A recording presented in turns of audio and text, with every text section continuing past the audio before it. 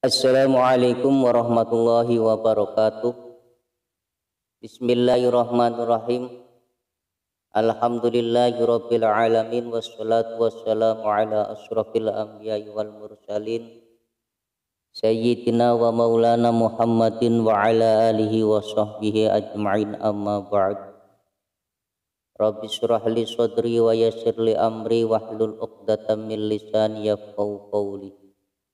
Qalu subhanaka la ilma lana illa ma 'allamtana innaka antal alimul hakim.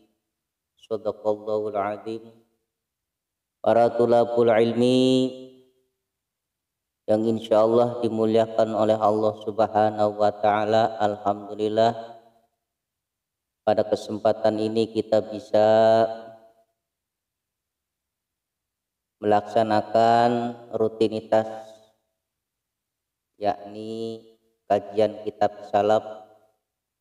Pada pertemuan kali ini insyaallah Allah Subhanahu wa taala meridhoi kita. Oleh karena itu mari kita niatkan dengan baik agar aktivitas kita mendapatkan ridho dari Allah Subhanahu wa taala. Amin amin ya rabbal alamin. Para tulabul ilmi dimanapun kalian berada, pertemuan yang sebelumnya menjelaskan tentang jumlah rokaatnya sholat fardu, kita sama-sama mendengarkan bahwa rokaat sholat fardu yang dikerjakan satu hari satu malam sejumlah 17 rokaat. 17 rokaat itu kita sudah memahami dan mengerti tentunya dengan melaksanakan sebagai umat Islam, sebagai orang yang beriman melaksanakan sholat fardu. Namun kalau toh dalam satu hari satu malam ternyata dihitung oleh kita semua kurang dari 17 rokaat, berarti ada sesuatu pada diri kita. Apa sesuatu tersebut? Mungkin kalian lupa melaksanakan sholat. Sebab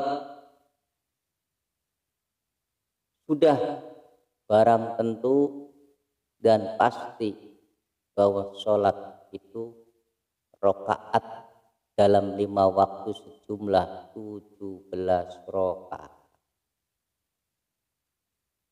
Pertemuan kali ini mari kita simak bersama-sama masih ruang lingkup masalah sholat yang dikerjakan oleh kita. Kadangkala kita mengerjakan ada kekurangan atau meninggalkan sesuatu dalam sholat, dan sesuatu itu mesti ada konsekuensinya mengenai mengerjakan sholat. Oleh karena itu mari kita simak bersama-sama, mudah-mudahan Allah Subhanahu wa taala meridhoi kita. Amin amin ya rabbal alamin. Bismillahirrahmanirrahim. Qala al-musannifu rahimahullahu taala wa nafa'ana bih wa bi'ulumihi wa amaddana fi dharaini. Amin amin ya rabbal alamin.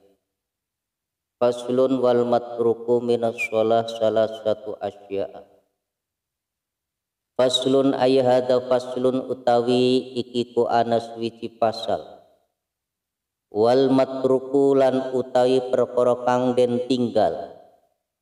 Minas sholati saking sholat iku salah satu asya'a iku telu piro suwiji-wiji.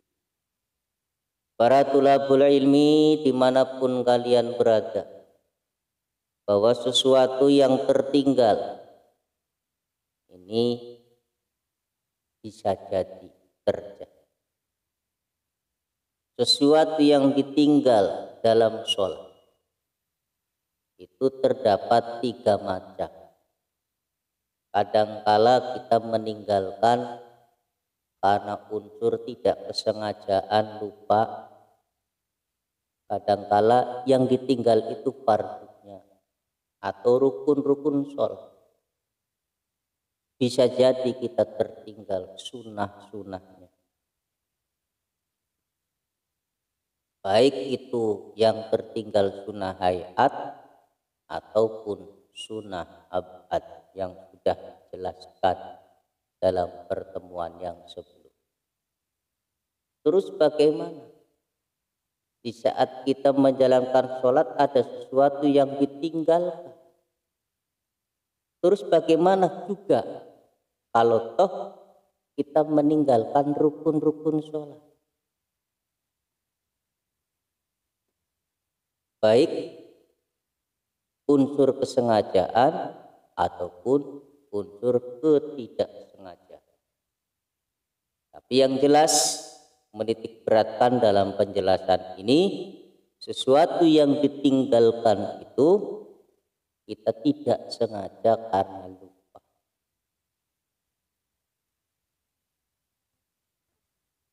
Wal matrukulan utawi perkara kang den tinggal minas sholat dibayani saking sholat iku salah satu asya'a iku ana telu pira-pira suwiji-wiji fardun yo suwiji fardu utawi rukun wa sunnatun lan sunahan yang dimaksud ini sunnah abad wa hayatun lan sunnah hayat bisa jadi di antara 3 tersebut kita meninggalkan karena ketidaksengajaan. Bagaimana kalau andaikan kita menjalankan sholat meninggalkan rukunnya? Apakah sholatnya sah? Apa diteruskan atau bagaimana? Fal fardu mongko utawi rukun utawi kefarduan sholat iku layanubu iku ora kena ganti layanubu iku ora kena ganti anha tinggal saking fardu apa sujud sahwi apa sujud sahwi bal inda karo zamanu qaribun atabi bal inda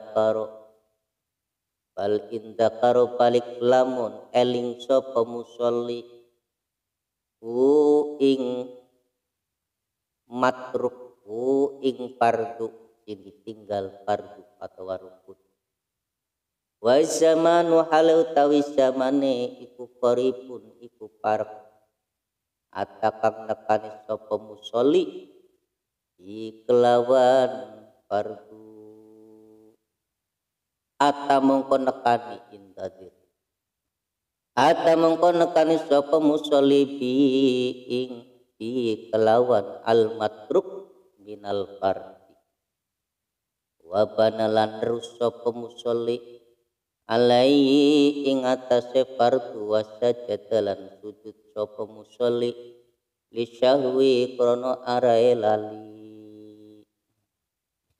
Para mustami'in, para tulabul ilmi yang dirahmati Allah Subhanahu wa ta'ala, jika yang tertinggal adalah rukun sholat, maka meninggalkan tersebut tidak bisa diganti dengan sujud syahwi.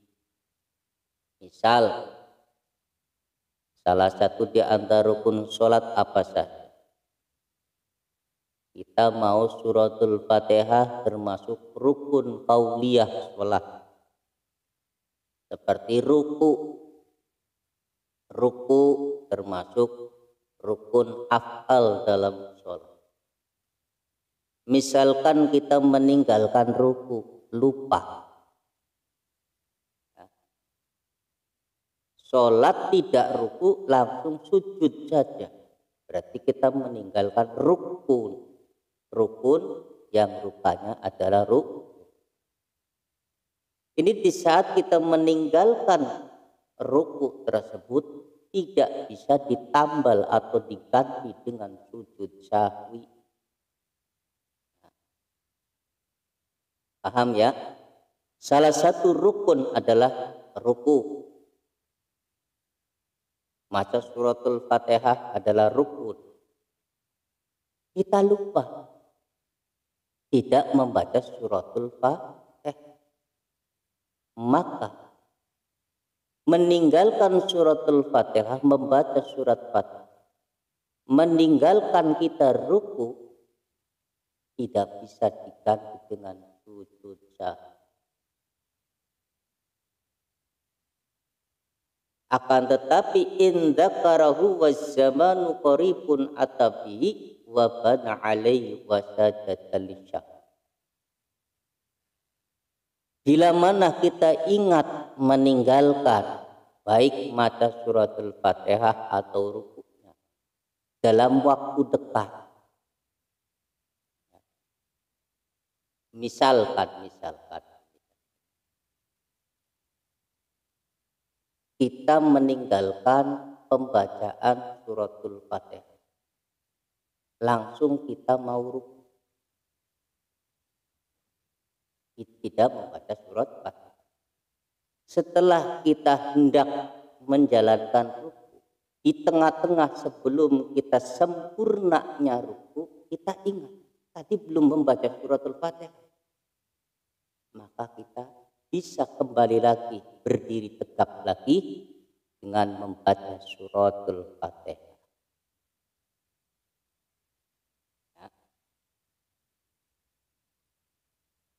Atau kita meninggalkan ruku.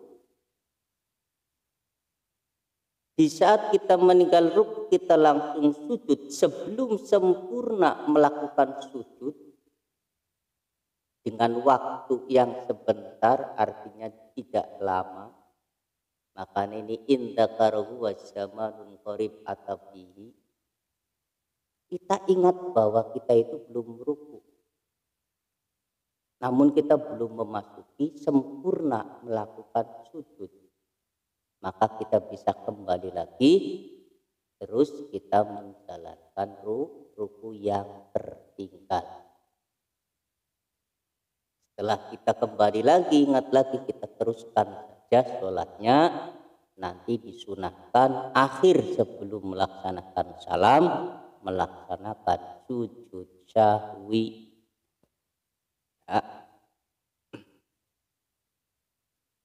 Ini kalau waktunya waktu dekat kita ingatnya meninggalkan suratul Fatihah.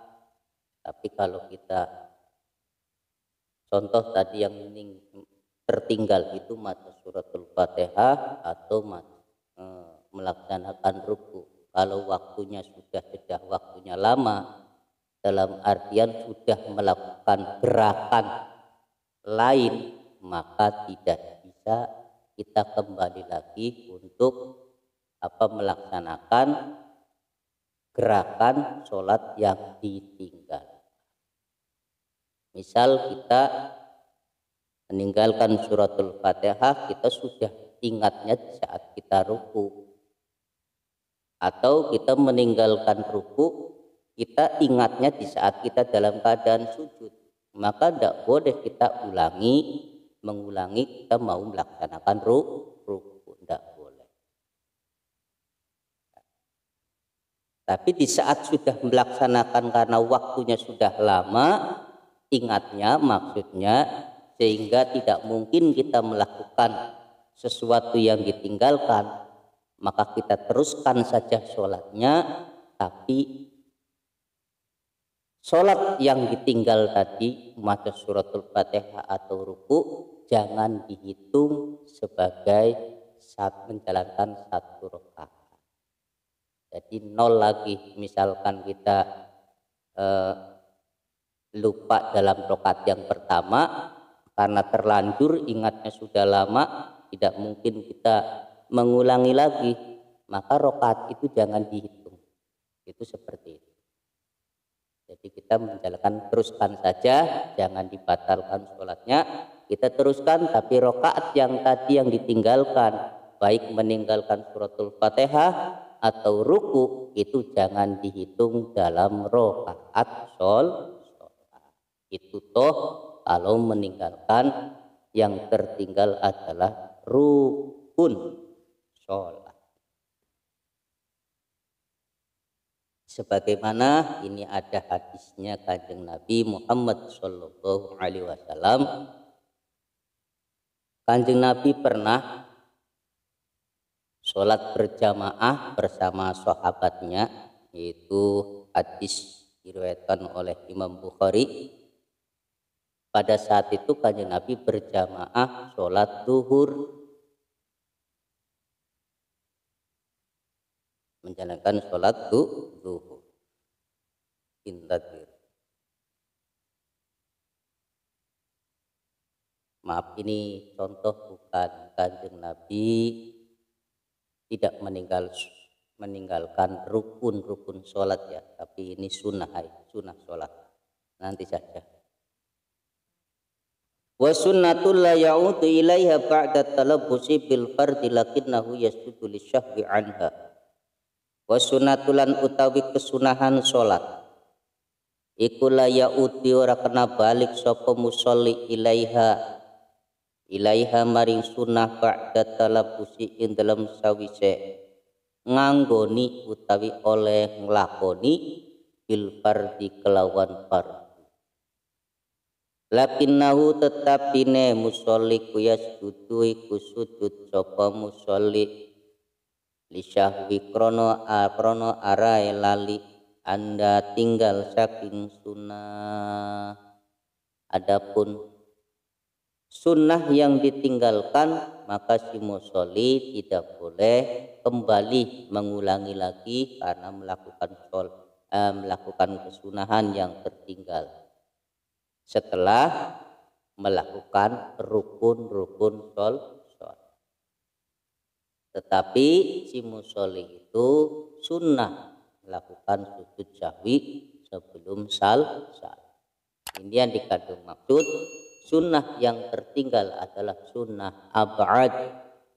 Sunnah itu kan ada dua dalam sholat, ada sunnah ab'ad, ada sunnah hayat. Di saat meninggalkan sunnah ab'ad, contoh sunnah ab'ad itu adalah maca doa kunut dalam sholat subuh. Terus melakukan tasyahud awal. Ini tasyahud awal hukumnya sunnah ab'ad. Lagi doa kunut di pertengahan bulan suci Ramadan, raweh, itu juga hukumnya sunnah ab'ad. Nah, kita meninggalkan sunnah ab'ad, contoh tidak kunut, ya, tidak kunut, maka tidak boleh si musolli meninggalkan kunut, kita mengembalikan karena mau melakukan, contohnya setelah kita melakukan gerakan yang lain, yaitu diantara dari rukun sholat. Tapi nanti disunahkan akhir sebelum salam melakukan sujud syahwi. Misal kita tidak melakukan tasyahud awal, ya, melakukan sholat 4 rakaat zuhur atau asar. Lah dalam 2 rakaat kita langsung berdiri saja, tidak tasyahud awal.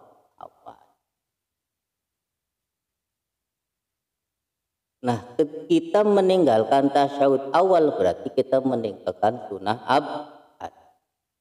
Di saat meninggalkan kita ingat sudah berdiri tegak, berarti ba'da talabbusi bil fardi, sudah menggerakkan dengan gerakan yang lain, kita sudah berdiri tegak, maka tidak boleh kita kembali lagi melakukan tasyahud awal, yaitu tasyahud yang tadi ditinggalkan. Sudah biarkan saja kita tinggal, namun nanti di akhir sholat sebelum salam kita sunnah melakukan sujud syahwi. Contoh lagi, kita tidak kunut, meninggalkan kunut karena lupa. Kita langsung sujud saja. Setelah sujud kita ingat, kita tidak boleh kita ulangi lagi melakukan kunut karena sudah pindah melakukan gerakan fardu di antara fardu sholat, yaitu melakukan sujud. Jadi nggak boleh kita ulangi, biarkan yang ditinggal nanti tambeli atau disunahkan dengan melakukan sujud syahwi. Ini sebagaimana hadisnya Imam Bukhari, Kanjeng Nabi pernah berjamaah bersama sahabatnya bertepatan pada waktu itu. Menurut riwayat Kanjeng Nabi jamaah sholat zuhur. Lah sholat zuhur Kanjeng Nabi sudah 2 rakaat langsung berdiri. Kanjeng Nabi meninggalkan tasyahud awal.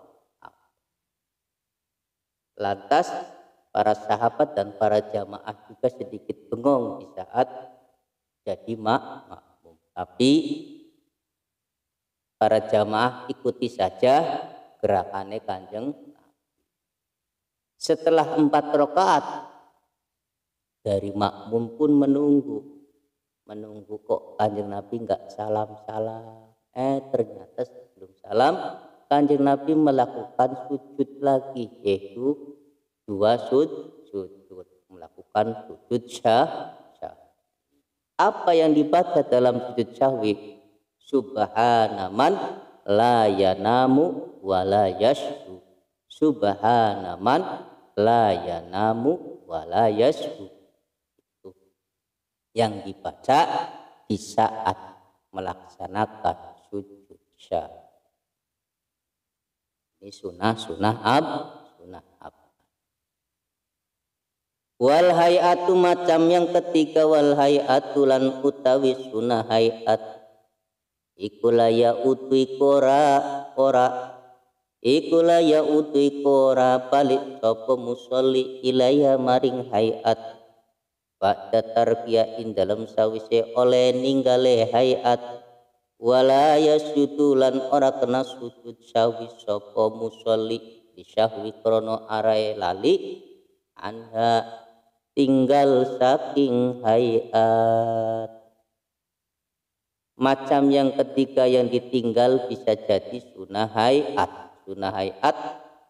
maka tidak boleh kita mengulangi lagi, kembali lagi karena melakukan sunnah hayat dan tidak disunahkan sujud syahwi. Ini sunnah hayat kan banyak sekali, seperti kita mengucapkan doa kita Allahu akbar kabir walhamdulillah, terus maca ta'awud a'udzubillahi minasyaitonir rajim. Meninggalkan yang semacam itu tidak boleh kita ulangi lagi. Tidak masalah kalau toh kita meninggalkan dalam keadaan lupa, jadi tidak lakukan diulangi lagi, juga tidak disunahkan sujud syahwi. Itu kalau sunnah hayat. Macam-macam hayat kita lihat saja dalam pertemuan yang sebelum. Wa idza syakka fi adati ma'atabi minar rakaat. Wa idza syakka lain dalem nalikane mang sapa musolli fi adati ma dalam bilangane rakaat atakang nekani sapa musolli bi kelawan ma minar rakaat bayane saking pira-pira rakaat bana mongko nerus sapa musolli alal yakini ing atase perkara kang den yakini. Wa walan utawi rakaat wa utawi ma fil yakin, jadi sesuatu yang diyakinkan ikwal aqulu kuluwi kitik wasajadalan sujud sapa musolli lisahfi krono arae lali. Nah, ada kasus lagi, kita ragu dalam mengerjakan sholat kita ragu, kita itu sudah berapa rakaat, lalen, lupa karena mengingat apa? Ini musimnya musim apa? Musim panen. Jadi mungkin banyak kerjaan. Kalau orang daerah kita itu kan panen itu termasuk apa? Musim-musim banyak pekerjaan, sehingga di saat mengerjakan sholat saking kecapean kali kita mengerjakan sholat ragu di tengah-tengah perjalanan. Tadi kita sudah 2 rakaat apa baru 1 rakaat atau 3 rakaat, ini saking lupanya. Nah, di saat kita ada keraguan di dalam benak hati kita sedang mengerjakan sholat, maka laksanakan, kerjakan sholat kita sesuai dengan apa yang diyakini. Sebab keraguan itu pada dasarnya keluar sumber dari setan yang sedang mengganggu kita, menggoda kita dalam sholat. Kita diyakini saja. Kira-kira yang diyakini mana? Ya, sudah 2 rakaat apa 3 rakaat. Namun bahwa al-aqalu wa sajdatil syahwi. Kita yakini saja tapi dengan bilangan yang paling sedikit. Jadi contoh kita ragu 2 rakaat apa 3 rakaat, ya kita sudah mengerjakan, maka kita yakinilah kita baru 2 rakaat, yang paling sedikit di antara keraguan kita. Atau karena dalam keraguan kita 3 rakaat, sudah 3 rakaat apa 4 rakaat, maka yang diyakini adalah 3 rakaat. Setelah dilaksanakan sebelum salam kita disunahkan melakukan sujud syahwi. Itu di saat keraguan, ragu dalam bilangan rakaat yang dikerjakan oleh. Wa sujudus syahwi lan utawi sujud syahwi iku sunnatun, iku sunnah. Wa mahallulan utawi panggonane sujud syahwi iku qabla salami, iku tetep sadurunge salam. Melakukan sujud syahwi hukume sunnah, tempatnya adalah sebelum salam dalam sholat. Sujud syahwi dilaksanakan 2 sujudan. Dalam sujud kita disunahkan membaca doa 3 kali, yaitu subhana man la yanamu wa la yasbu, subhana man la yanamu wa la yasbu. Nah, itu 3 kali. Ini sebelum salam. Setelah sujud syahwi kita langsung salam. Assalamualaikum warahmatullahi, dengan niat kita keluar sholat dalam salam pertama. Yang kedua hukumnya kita kembali lagi dalam sunnah hayat dalam mengerjakan ibadah sholat. Yang jelas sujud syahwi hukumnya sunnah, tempatnya itu sebelum salam.